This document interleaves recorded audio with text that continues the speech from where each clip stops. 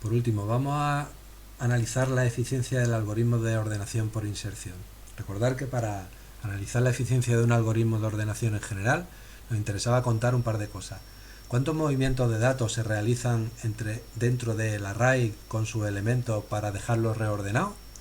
¿Y cuántas comparaciones entre los elementos que están dentro del array entre sí se realizan? Contra menos movimientos y menos comparaciones hagamos, mejor será el algoritmo de ordenación. Bien, nos interesa además analizar qué es lo que ocurre en el peor caso posible. En el caso del algoritmo de ordenación por inserción, recordar que lo primero que hacíamos era coger este elemento y colocarlo en su posición adecuada aquí dentro.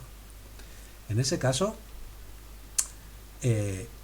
¿cuántos movimientos de elementos en el peor de los casos podríamos hacer? Pues solo una, coger este elemento que está aquí y pasarlo a la derecha. ¿Cuántas comparaciones podríamos hacer? Pues solo una, comparar este elemento con este. Así que en la primera iteración tendríamos tanto una comparación de elementos como un movimiento de elementos. Bien, una vez que teníamos estos dos elementos ordenados, teníamos que insertar este dentro de este segmento. En ese caso, ¿cuál sería el peor caso posible? Pues que hubiera que mover el 5 a la derecha y que también hubiera que mover el 2 a la derecha. Y con eso tendríamos dos movimientos en esa iteración. Y además, en ese caso también tendríamos que haber hecho dos comparaciones. Tendríamos que haber comparado el 6 con el 5 y tendríamos que haber comparado el 6 con el 2. Vemos que realmente lo que ocurre es que el número de comparaciones y el número de movimientos coinciden. Para colocar este elemento dentro de este segmento, en el peor de los casos habrá que hacer 3 desplazamientos, el 6 a la derecha, el 5 a la derecha, el 2 a la derecha, y por tanto tendremos 3 desplazamientos y 3 comparaciones. Y por último, para insertar el 8 en este array, habrá que hacer, en el peor de los casos, 4 desplazamientos a la derecha y 4 comparaciones. Bueno, esto es para un array con 5 elementos. Si generalizamos un poco, veremos que para un array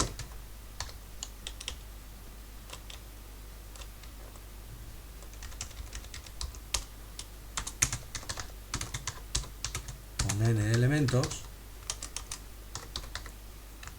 tenemos que el número de comparaciones va a ser 1 más 2 más 3 más así hasta n menos 1, y el número de movimientos va a ser el mismo.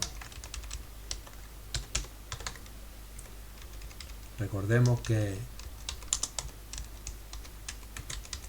la suma aritmética es de orden O de n cuadrado, por lo tanto, tanto para el número de comparaciones como para el número de movimientos, en el peor caso, el algoritmo de ordenación por inserción es de tipo cuadrático. Una pequeña mejora que podemos, una mejora importante que podemos realizar con el algoritmo de ordenación por inserción es lo que se conoce como el algoritmo de ordenación por inserción binaria, y la mejora es la siguiente. Observar que para buscar dónde colocamos un elemento dentro del segmento que hay a su izquierda, el algoritmo que hemos aplicado es un algoritmo lineal, porque comparamos el elemento que queremos insertar con el último, y si no están en orden, movemos el último a la derecha, luego con el penúltimo, luego con el antepenúltimo, etcétera. Es decir, para encontrar la posición del elemento, hacemos un recorrido lineal de izquierda a derecha sobre el segmento que ya está ordenado. Pero ese segmento ya está ordenado, por lo cual podríamos buscar la posición donde colocar el elemento nuevo de una forma más rápida. Si recordáis de teoría, el algoritmo de búsqueda binaria puede aplicarse en un caso como este, y es mucho más rápido que el algoritmo de búsqueda lineal. Entonces el algoritmo de ordenación por inserción binaria precisamente se basa en esto, funciona igual que el que hemos visto, pero en cada iteración, para buscar la posición donde insertar el elemento que corresponda, en vez de utilizar una búsqueda lineal, utilizo una búsqueda binaria. Como ejercicio os dejo propuesto que implementéis un algoritmo como ese y que analicéis cuál sería su eficiencia, que es mejor que la de este algoritmo.